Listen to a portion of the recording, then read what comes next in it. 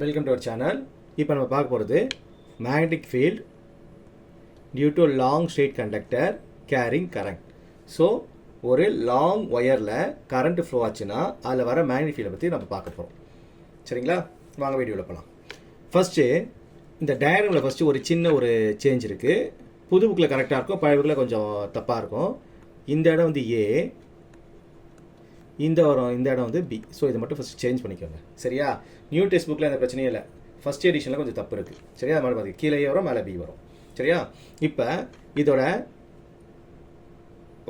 இதை சொல்கிற பாருங்கள் உங்களுக்கு ஸ்டேட்மெண்ட்லாம். ஃபஸ்ட்டு ஒய் டேஷ்ன்றது ஒரு லாங் ஸ்ட்ரெயிட் கண்டக்டர். சரிங்களா, ஒய் டேஷ் ஒரு பெரிய ஒயர். ஸோ அதில் ஐன்ற ஸ்டெடி கரண்ட் வந்து ஃப்ளோ ஆகிட்டுருக்கு. இப்போ நான் என்ன பண்ணணும்னா இந்த பீன்ற பாயிண்ட்டில் எவ்வளோ மேக்னெட்டிக் வந்திருக்கு, அட் பாயிண்ட் பியில் எவ்வளோ டிஸ்டன்ஸ் இருக்குது, அது ஒயர்லேருந்து ஏ டிஸ்டன்ஸ் இருக்குது, அந்த இடத்துல மேக்னெட்டிக் ஃபீல்டு எவ்வளோ இருக்குன்னு நம்ம கண்டுபிடிக்க போகிறேன். ஸோ அது கண்டுபிடிக்கிறதுக்கு இது இன்ஃபினிட் லாங் ஒயரில் ஸோ நான் என்ன பண்ணுறேன், ஒரு சின்ன போர்ஷன் மட்டும் எடுத்துக்கிறேன், ஸ்மால் லைன் செக்மெண்ட் மட்டும் எடுத்துக்கிறேன், டிஎல். ஸோ அதான் ஏபின்னு ஒரு சின்ன செக்மெண்ட் மட்டும் எடுத்துக்கிறேன். ஸோ இதுதான் வந்து டயக்ராம். ஸோ டயக்ராமில் எக்ஸ்பிளனேஷன் நான் கொடுத்துட்டேன். இப்போ இதோட டெரிவேஷன் சொல்ல போகிறேன். சரிங்களா, ஸோ அதுக்கு பயோஸ்டியூட்லாம் நம்ம ஃபஸ்ட்டு தெரியணும். ஸோ ஃபஸ்ட்டு எழுத போகிறோம்னா பயோஸ்டியூட்டில் தான் எழுத போகிறேன். அப்போ DP equal to μ0 by 4 pi I dl sin theta by r square n cap. இதான் வந்து பயோஸ்டியூட்லாம். இது ஈக்குவேஷன் 1. ஸோ நம்ம இந்த டெரிவேஷன் முடிக்கணும்னா நம்ம ஃபஸ்ட்டு 3 ரைட் ஹேண்ட் ட்ரையாங்கிள் எடுக்கணும். ஒன்று ஏபிசி, இங்கே போட்டு காட்டுற பாருங்கள். ஒன்று ஏபிசி, ஃபஸ்ட்டு இந்த ரைட் ஹேண்ட் ட்ரையாங்கிள் வேணும் ஏபிசி. அதுக்கு நேர் ஆப்போசிட் இருக்கு பாருங்கள் ஏசிபி. அப்புறம் என்ன பாருங்கள் ஏஓபி, எல்லாமே ஏ வச்சு தான் போடுறோம். ஸோ மொத்தம் இந்த 3 ரைட் ஹேண்ட் ட்ரையாங்கிள் வச்சு தான் டெரிவேஷன் முடிக்க போகிறோம். ABC, ABC, AOB. சொல்ல புரிஞ்சுங்களா? ஸோ இந்த 3 ரைட் ஹேண்ட் ட்ரையாங்கிள் யூஸ் பண்ணி இந்த டெரிவேஷன் நம்ம பக்கா முடிக்க போகிறோம். சரிங்களா, ஃபஸ்ட்டு எந்த ட்ரையாங்கிள் இருக்குன்னா ஃபஸ்ட்டு சின்ன ட்ரையாங்கிள் எடுக்கிறேன்.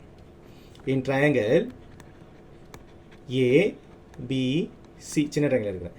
sin theta equal to opposite by hypotenuse. Opposite என்ன இருக்குன்னா ஏசி இருக்குது.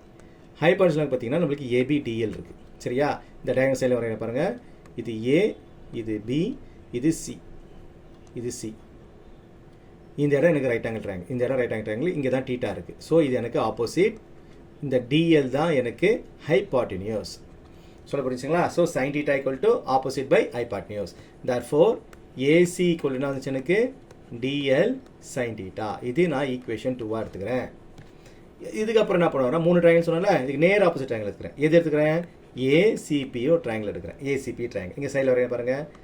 ஏசி, இங்கே பி, இது ஏசிபி ட்ரையாங்கிள் எடுத்துக்கிறேன். இந்த இடத்துல எனக்கு 90 டிகிரி இருக்குது. அப்போ இந்த இடம் தான் எனக்கு ஹைபாட்னியூஸ். சரியா, அது வந்து ஆர் கொஸ்டின் மென்ஷன் பண்ணிட்டான், டயக்ராமில் ஆர் மென்ஷன் பண்ணிட்டான். இந்த இடம் என்ன டிகிரி கொடுத்துட்டாம D5ன்னு மென்ஷன் பண்ணிட்டான். சொல்ல புரியுதா? எது எனக்கு ஆப்போசிட்டு? இந்த இடம் எனக்கு ஆப்போசிட். அப்போ சைன் D5 போடணும். இதை D5 ஈக்குவல் டு ஆப்போசிட் இருக்குது ஏசி பை ஹைபாட்னியூஸ் இருக்குது எனக்கு ஆர். therefore ஏசி என்ன வந்துடும் எனக்கு R D5, R sign D5. இதுக்கு முன்னாடி இந்த D5ன்றது ஒரு சின்ன எலிமெண்ட் நம்மளுக்கு. ஸோ நம்ம சைன் D5 எழுதுனா போதும், D5 எழுதுனா போதும். ஸோ இந்த இடத்துல ரீசேஞ்ச் பண்ணிடுங்க. So AC can be rewritten as R D5. இது எனக்கு ஈக்குவேஷன் 3. நல்லா புரியுதுங்களா? இப்போ எனக்கு ஈக்குவேஷன் 2 ஈக்குவேஷன் ஒரே மாதிரி இருக்கா ஏசின்னு. ஸோ ஈக்குவேட்டிங் 2 and 3, 2 and 3 நான் ஈக்குவேட்டிங் பண்ணுறேன். ஈக்குவேட்டிங் பண்ணால் வரும் dl sine theta equal to r D5ன்னு வந்துருச்சு. இதை நான் ஈக்குவேஷன் 4ன்னு எடுத்துக்கிறேன். நல்லா புரியுதுங்களா? இது எனக்கு ஈக்குவேஷன் 4. இப்போ எனக்கு ஈக்குவேஷன் 1ல் பாருங்களேன், எனக்கு ஈக்குவேஷனில் டிஎல் சைன் டீட்டா இருக்கா? ஸோ நான் அதை எடுத்து ரீப்ளேஸ் பண்ணிக்கலாமா? ஸோ அதை இங்கே போடுறேன். ஸோ ஈக்குவேஷன் 1 பிகம்ஸ் ஈக்குவல் என்ன மாறிடுச்சு எனக்கு பாருங்கள். இப்போ dB equal to μ0 by 4 pi I அப்படியே இருக்கும், டிஎல் சைன் வந்துடும் ஆர் D5ன்னு வந்துடும் by r square n cap. நல்லா புரிஞ்சா? இல்லை ஒரு ஆர் கட் பண்ணி விட்ருங்க, கீழே ஆர் மட்டும் தான் இருக்குது. இது எனக்கு ஈக்குவேஷன் 5. நல்லா புரியுதா பக்காவா? எனக்கு இது ஈக்குவேஷன் 5. இப்போ கீழே ஒரு ஆறு தனியாக இருக்குதா? ஸோ அந்த ஆரை நான் ரீப்ளேஸ் பண்ணி ஆகணும். அதுதான் நான் 3வது ட்ரையாங்கிள் யூஸ் பண்ண போகிறேன். ஸ்டார்டிங்லேயே சொன்னேன் உங்ககிட்ட மொத்தம் 3 ட்ரையாங்கிள் யூஸ் பண்ண போகிறேன்னு. இப்போ நான் 3வது ட்ரையாங்கிள் யூஸ் பண்ண போகிறேன். இன் ட்ரையாங்கிள் ஏஓபி. ஸோ ட்ரையாங்கிள் சைடில் போகிறேன் பாருங்க, ஏஓபி, ஏஓபி. சரிங்களா, இந்த இடம் என்னது எனக்கு 5, இந்த இடம் எனக்கு 5. இப்போ இது வந்து ஹைபாட்னியூஸ், ஆர்ன்றது ஹைபாட்னியூஸ், ஏன்றது அட்ஜசன்ட். சரியா, இது வந்து ஆப்போசிட். ஸோ நான் cos 5 போட போகிறேன். அப்போ cos 5 equal to adjacent by hypotenuse. Therefore r equal to a by cos phi. இது நான் equation 6 எடுத்துக்கிறேன். Substitute 6 in 5. 6 5 நான் substitute பண்ணுறேன். அப்போ என்ன equation வருது? அப்போ dB equal to mu naught by 4 pi I. இங்கே r என்ன போட போகிறேன்? a cos phi. அப்போ cos phi மேலே வந்துடும். அப்போ cos phi d phi வந்துடும். by I கீழே a வந்துடும்.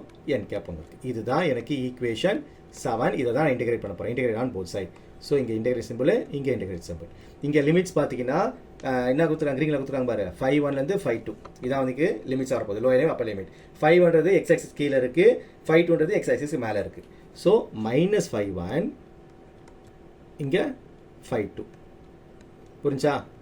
ஸோ இன்டெகிரேட் பண்ண போகிறேன். ஸோ அப்போ டிபி அப்புறம் என்ன ஆகிடும்? BA மாறிடுமா? mu naught by 4 pi I by a as it is அப்படியே இருக்குது. காசை பண்ணால் sin phi. லிமிட்ஸ் என்னது? -5-1 லோயர் லிமிட்டு, அப்பர் லிமிட் வந்து 5-2. n கேப் அப்படியே இருக்கு நமக்கு. இப்போ நான் லிமிட்ஸ் அப்ளை பண்ணுறேன். Appar limit minus lower. இதெல்லாம் உங்களுக்கு நல்லாவே தெரியும் 12th பாய்ஸுக்கு. ஸோ 12th ஸ்டூடெண்ட் நல்லாவே போடலாம். பாய்ஸ் அண்ட் கேர்ள்ஸ் ரெண்டு பேரும் நல்லாவே தெரியும்.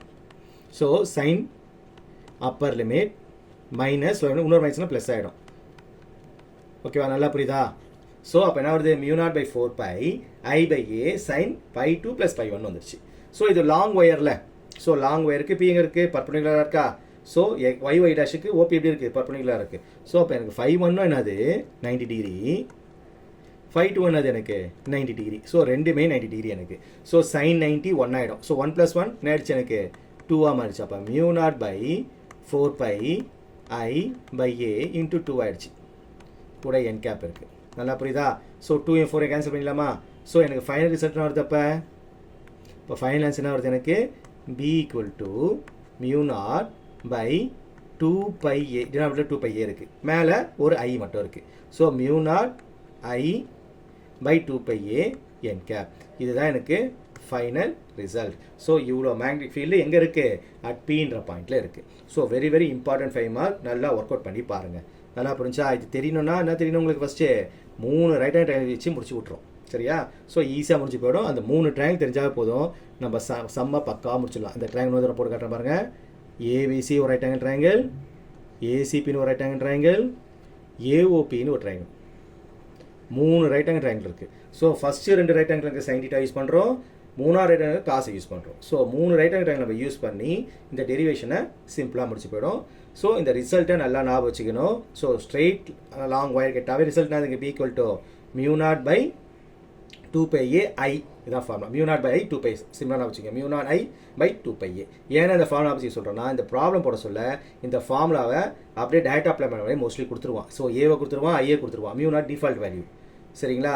ஸோ அப்படியே அப்ளை பண்ணால் நம்ம மேக்னெட்டிக் ஃபீல்டை கண்டுபிடிச்சிடலாம். ஸோ எப்போல்லாம் நீங்கள் டெரிவேஷன் முடிக்கிறீங்களோ அப்போல்லாம் அந்த ரிசல்ட்டை நல்லா பைகாட் பண்ணி வச்சுக்கோங்க. ஸோ அந்த ரிசல்ட்டு தான் உங்களுக்கு அந்த ப்ராப்ளம் போடுறது ரொம்ப ஹெல்ப்ஃபுல்லாக இருக்கும். சொல்ல புரியுங்களா? தேங்க்யூ ஃபார் வாட்சிங்.